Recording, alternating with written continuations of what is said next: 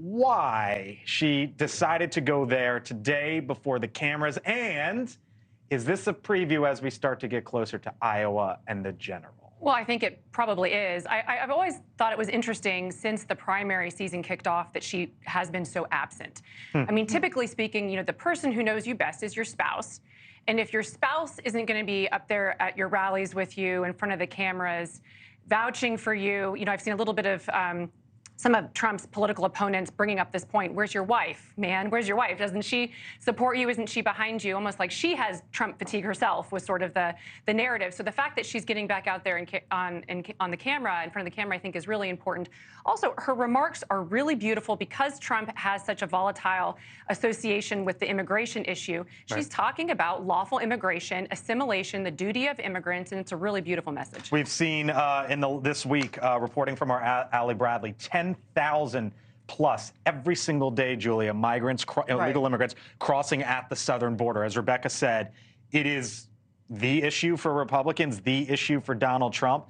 Melania talking about legal immigration today. Why is she out there? Yeah, look, she is very much trying to push this message. Republicans see an opportunity in this message. This comes as Republicans in the Senate are looking to tie border funding to the Ukraine package. But going back to the venue of the National Archives itself, I couldn't help but think it was a little ironic, just given the history with Trump, the classified documents coming from the National Archives, There's a the fight back and between forth. Donald Trump and the National Archives. Yes, and what I find interesting is that all of these appearances, none of them are just by chance. There's a lot of thought that goes into it. So I'm like, is she sending a message? I don't know.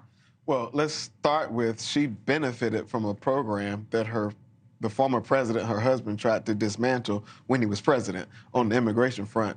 Timing is everything. We're having this battle or discussion, both parties, about border funding, border security. So it's not ironic as the former president continues to run a political campaign without running a traditional campaign by grabbing oxygen out of the room. And what happens? She appears at a speech. We're talking about it. He raises his name ID and profile. She balances him out, as you mentioned, in terms of sounding reasonable on a hot button issue like immigration. And so it's not ironic.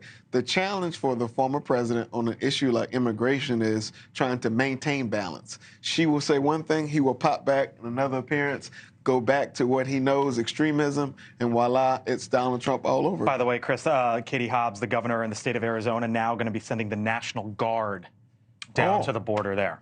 Well, even Democrats in swing states know.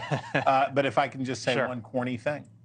That room where the former First Lady was speaking is the Temple of Democracy. It's called the Temple of Democracy, and there behind her are founding documents that are underneath glass. And I cannot say enough how I hope every American will go into that room, will walk into that space, and stand before those documents that are just words on paper and understand what her message there is and the right message that we are the ones who have to bring those things to life and do those things. It's really inspiring. It's really a wonderful place to be. Okay. Thank you for watching. And make sure you go to joinnn.com to find NewsNation on your television provider.